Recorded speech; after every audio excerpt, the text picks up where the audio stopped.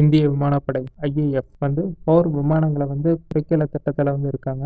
IAF இந்திய விமானப்படை போர் விமானங்களை வந்து குறைக்கிற திட்டத்தில் இருக்காங்க. இதுக்கப்புறமா வந்து 100% இந்திய விமானங்களை வந்து நம்ம எதிர்பார்க்கலாம். இதை பற்றி நம்ம வீடியோக்களை வந்து பேச போகிறாங்க.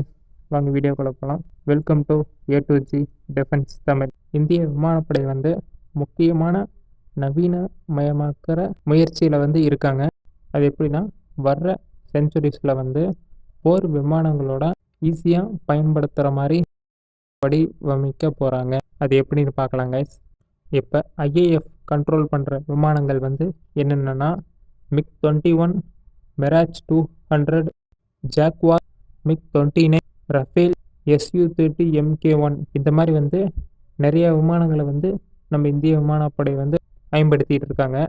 இது ஒன்றும் வந்து ஒரு ஒரு ரோலுக்கு வந்து அதோட பெஸ்ட்டை வந்து கொடுக்கும்.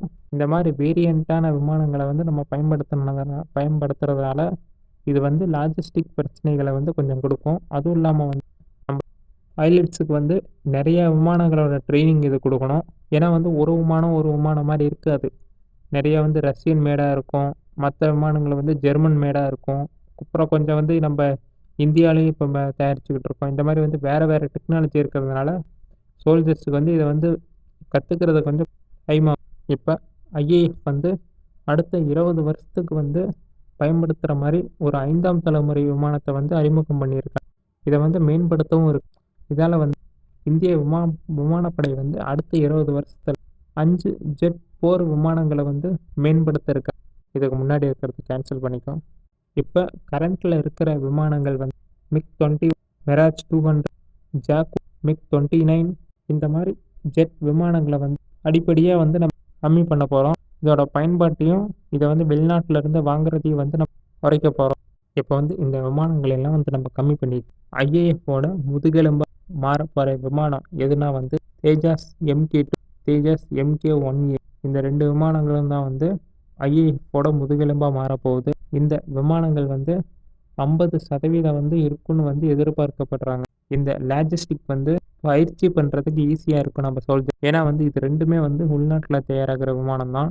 இது ரெண்டுமே வந்து 4.5 ஜென்ரேஷன் விமானங்கள் தான், நம்ம நாட்டில் தயாரிக்கிற விமானங்கள். இதில் வந்து நம்ம என்னென்ன ஃபியூச்சர்ஸ் வேணும்னு நம்ம ஆட் பண்ணிக்கலாம். அதே மாதிரி கைஸ், இதை வந்து நம்ம சோல்ஜர்ஸுக்கு சொல்லித்தர தேவையில்லை. நம்ம சோல்ஜர்ஸ்க்கு ஏற்ற மாதிரி வந்து இதை மாற்றிக்க முடியும். அதே மாதிரி நம்ம ஸ்ட்ராட்டஜிக்கு ஏற்ற மாதிரி இதை மாற்றிக்க முடியுங்க. இது வந்து போர் விமான உற்பத்தியை வந்து இந்தியா தன்னிறைவு அடையுது. அதோட வந்து உள்நாட்டு போர் விமானத்தோட ஆதிக்கத்தை வந்து மேம்படுத்துது. அதுவும் இல்லாமல் AMCA மேம்பட்ட நடுத்தர போர் விமானம் வந்து நம்ம இந்தியா வந்து அறிமுகப்படுத்தியிருக்கு. இது வந்து ஒரு 5th ஜென்ரேஷன் ஃபைட்டர் ஜெட்டு வந்து இன்னும் ரெடி ஆகலை. இது வந்து இன்னும் வளர்ச்சி பாதையில் இருக்குது, ரெடி பண்ணிக்கிட்டே இருக்காங்க. கூடிய சீக்கிரம் வந்து இதையும் இறக்கிடுவாங்க. வந்து 2040 வந்து பயன்படுத்துறதுங்க ரெடியாக இருக்குன்னு எதிர்பார்க்கப்படுது. வந்து நம்ம AMCA வந்து இதில் சேர்த்துட்டோம்னா ஐஏஎஃப் வந்து இந்தியாவில் தயாரிக்கப்பட்ட போர் விமானத்தோட சதவீதத்தை வந்து இது அதிகப்படுத்தும். அதாவது நம்மக்கிட்ட வந்து 5ஆம் தலைமுறை விமானங்கள் வந்து இப்போ கரண்ட்டில் இல்லை.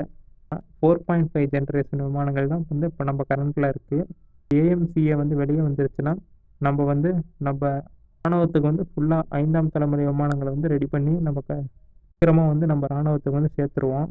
இப்போ வந்து நம்மக்கிட்ட இருக்கிற தேஜாஸில் இருக்கிற 2 வேரியண்ட்டும் AMCAவும் முக்கியமான இடத்த வந்து பிடிச்சிருக்கு. நம்ம வந்து ரீசெண்டாக தான் வந்து நம்ம 26 ரஃபேல் விமானங்களையும் அப்புறம் Su-30 Mk1 விமானங்களையும் வந்து இப்போ வாங்குகிற ஐடியாவில் இருக்கோம். இதை வந்து நம்ம வாங்கிட்டோம்னாலும் அதோட பீரியட் முடிகிற வரைக்கும் வந்து நம்ம இதை கரண்ட்டில் வச்சுருக்கலாம். இந்த 2 விமானங்களும் வந்து இந்த 2 ஜெட் விமானங்களும் வந்து குறைந்தபட்சமாக 2070 வரைக்கும் வந்து செயல்பாட்டில் இருக்குன்னு வந்து எதிர்பார்க்கப்படுது. அப்புறமா இந்த விமானங்களை வந்து ஒரு கட்டத்துக்கு மேலே நம்மளால் பயன்படுத்த முடியாது. அதாவது ரஃபேலையும் Su-35யும் Su-30யும் இதுவும் வந்து இதோட 2070களில் வந்து இந்த விமானங்கள் வந்து பயன்பாட்டிலேருந்து வெளியே எடுத்துகிட்டு நம்ம அடுத்த தலைமுறை விமானங்கள் வந்து இதுக்கு பதிலாக வந்து நம்ம ஆட் பண்ணிடுவோம். ஐஏஎஃபோட இலக்கு வந்து 2040க்கு அப்புறமா தான் இது ஆரம்பிக்கும். வந்து 2070லேருந்து 2080க்குள்ளே வந்து 100% உள்நாட்டிலேயே தயாரிக்கப்பட்ட போர் விமானங்களை வந்து தயாரித்து நம்ம பயன்பாட்டுக்கு கொண்டு வர இருக்கோம். Su-30 MK டைம் வந்து முடிக்கும்போது நம்ம 6ஆம் தலைமுறை போர் விமானங்களை வந்து நம்ம தயாரிச்சிருக்கோம்.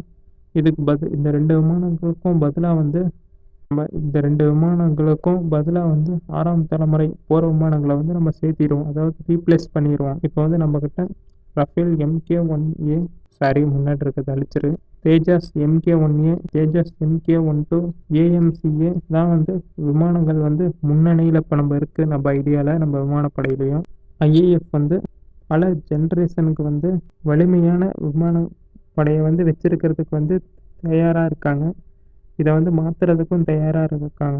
பழைய விமானங்கள் எடுத்துகிட்டு புது ஜெட் விமானங்களை வந்து சேர்க்கறதுக்கும் தயாராக இருக்காங்க IAF. ஓகே கைஸ், இதோட நம்ம இந்த வீடியோவை முடிச்சுக்கலாம். இப்போ வந்து நம்ம வந்து நிறைய ஜெட் விமானங்களை வந்து பயன்படுத்திக்கிட்டு இருந்தோம். வேறு வேரியண்ட்டில் இந்த ஜெட் விமானங்கள் எல்லாத்தையும் வந்து நம்ம ஒரு ரோலுக்கும் ஒரு விமானங்களை வந்து பயன்படுத்திட்டு இருந்தோம். ஆனால் இப்போ வந்து ஒரு 3-4 விமானங்கள் தான் வச்சுட்டு நம்ம வந்து நம்ம இராணுவத்தை ஃபுல்லாக இதை தான் வந்து சேர்க்க போகிறோம். இது வந்து நம்ம விமானப்படைக்கு வந்து உண்மையான பலத்தை தருமா, இல்லை வந்து இதோட பெரிய ட்ராபேக்காக இருக்குமான்னு கமெண்ட் பண்ணுங்க கைஸ். அடுத்த வீடியோவில் பார்க்கலாம் கைஸ். By, good night.